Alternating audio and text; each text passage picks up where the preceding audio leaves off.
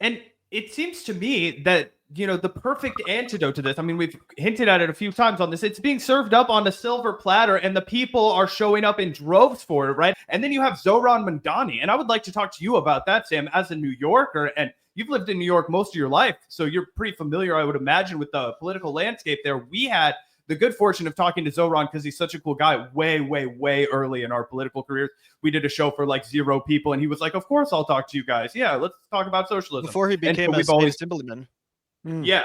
And so we've been cheerleaders of his for a long time. I think it's awesome, everything that he's done, taxi medallion stuff, the, Free Palestine work that he's done. And now his mayoral efforts have been just absolutely incredible to watch. But he crushed last night on the debate stage. I don't know if you watched. I think it was 9 people on the debate stage, every single one of them taking fat shits on Andrew Cuomo. It was glorious. And he still somehow shined the brightest of all the stars. And he's talking about socialism by name. He was a DSAer. He called Barack Obama evil. He said he didn't think Israel had a right to exist, and they tried to take him out, and they couldn't. It's powerful stuff. Yeah, I mean, I think even there's a lot of people who are super surprised. I think like he's doing as well as he's doing, and here's the thing. I mean, I don't know. It's so hard for me to disaggregate what is completely aspirational on my part, like how much wish casting I'm doing. Do you know what I mean? Like, and so I gotta, be honest about that up front. But I just feel like if he's performing this well in the polls, the number of people who come out and vote for the mayoral primary in New York City in the middle of the summer, it's low. It's really low. And people need a reason to come out. Mamdani gives people a reason to come out. His people are coming out to vote in the primary, for him. There are other people who are going to come out and vote. Like, I think there are going to be certain pockets of New Yorkers. I think like, Cuomo is very good at transactional politics, and people are very afraid of him. I think he's going to be able to make deals with like, the Hasidic population will come out, like, because it really just takes like, the rabbis say, like, you're going out and you're voting and that's it. But there's not other like sort of groups of people who are going to do that. Cuomo is not inspiring people. He may have deals with leaders, but I just think that my guess is that the polls under predict Mamdani's vote. And he was 8% behind Cuomo. Sorry, not to cut you off, Gavin, but that was before the debate and before the AOC endorsement. Yes. And I just think that like, that's just a measure of who they think is going to go to the polls. And when they did there was one poll that was not just likely, but really likely pollers or very likely polls. It was much closer. And I think that's the thing, is that I just think that like, AOC won because people don't go out and vote in a primary where they think the Democrat's definitely going to win, like in the general election. And I don't believe there's a lot of people who I think hear the name Cuomo and they just check it off. But I don't think there's a lot of people who are like, I love Andrew Cuomo so much. There may be people out there who's like, I can't have Mamdani, vote. But then they've got to figure out, like, they've got to be in tune enough with politics that they know, like, oh, I've got to fill out all 5. And I can't include him. Like, that's one of the things that I think the left is more savvy about this time around. Yeah. Broadly speaking, is that like, there's a couple of like progressive candidates, and then you have like a DSA person. And I think like they're all more savvy about the way they're approaching it. And I think AOC's endorsement, I think the part of the reluctance there is my guess is some fear of Cuomo, but some frustration that like you guys have not been as a candidates, you have not been on the same page in terms of like burying Cuomo. Right. Yeah. I think also what's happening right now. It's sort of the same thing happened with the Republican primary with Trump in 2016. Like each one of them operated like, I'm not going to be the one to attack Cuomo. I mean, I'm not going to be the one to attack Trump because I'm not going to alienate his voters. They're going to come to me when Trump drops out. And then they ended up with Trump. Like people got to be smarter about that with Cuomo. Yeah. I mean, I'm not from New York City. Obviously, you'd have way more insight into the mood of the voting public than I would. But it seems to me that after Eric Adams and also with Donald Trump as president right now, I don't know. It seems like Cuomo just kind of represents a lot of what Trump does as far as the fact that he was in power before, then he was not in power. He's had all these scandals.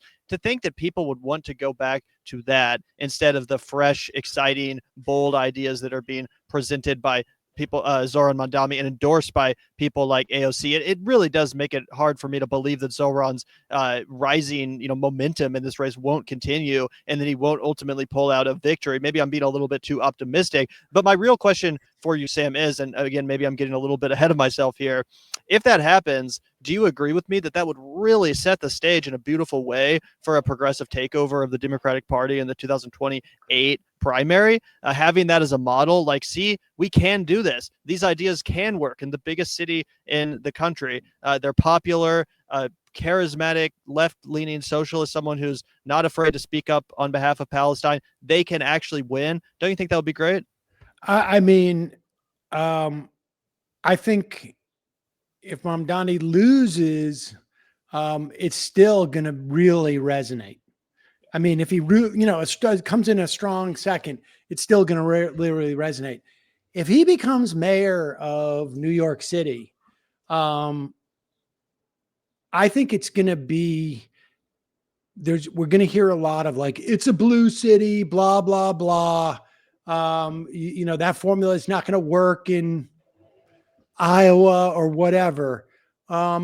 Maybe, but I think it's going to be huge. I think it's going to energize the left in a way that like AOC's win did too, right? Like, there was it was a couple of years where AOC's victory, look, arguably, so, it's tough again to disaggregate between Sanders and AOC, but she gave him life when he had that heart attack, man, and she endorsed him from the hospital. Bro, that was one of the greatest acts of political courage I've seen from any politician, and I'll die on that hill that AOC has. No, absolutely. And I mean, look, the all the stuff that that Biden did that we liked was in some part a function of AOC winning that race. Because it sort of, it backfilled sort of like, the Bernie support, and Bernie's support opened up like oxygen for Warren to be almost like a compromise candidate. And so you had all this antitrust stuff. You had all this pro-labor stuff that was in the Biden administration. And that was a function of that momentum.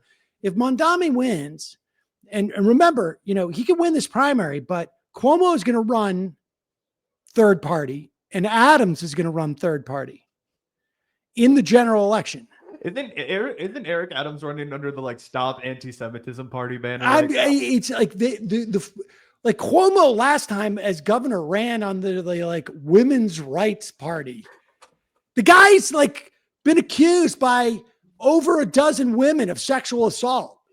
And it's so New York politics are fucked that way. But, so if Mamdani wins this, he doesn't necessarily win the mayor's race. Like, you remember what happened with India Walton up in Buffalo.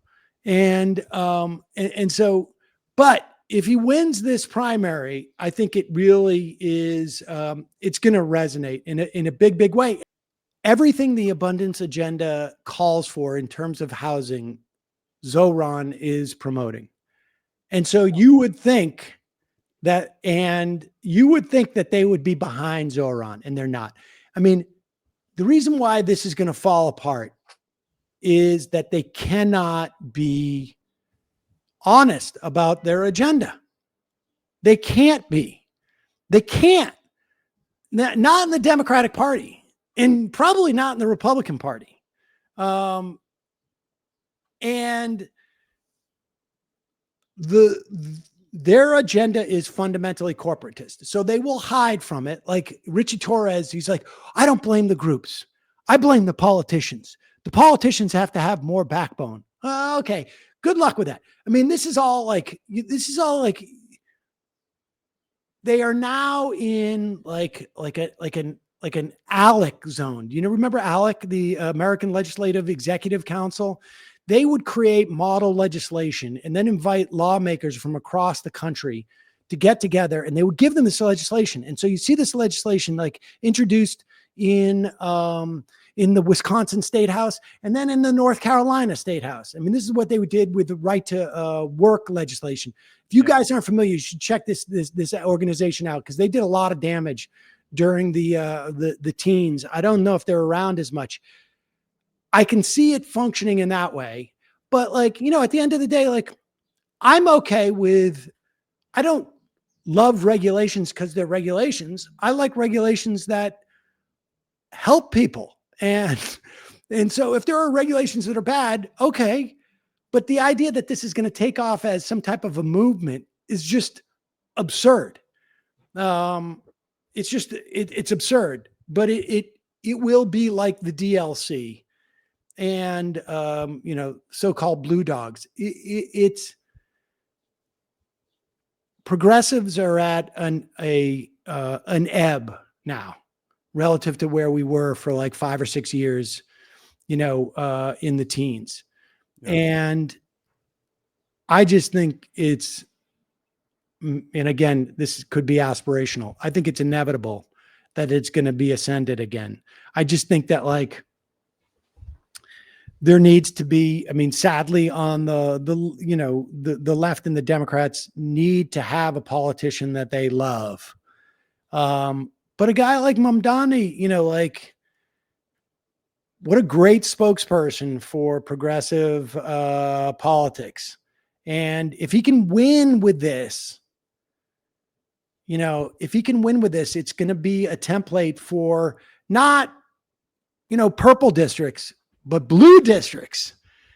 And, you know, we should have all the blue districts. We should have people like this, you know, talking like this. 100%.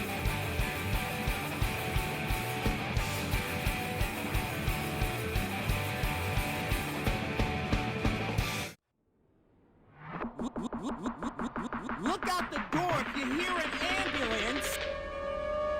The Vanguard will be there, sir. The Vanguard will be there, sir. The Vanguard will be there, sir. The Vanguard will be there. Be there. The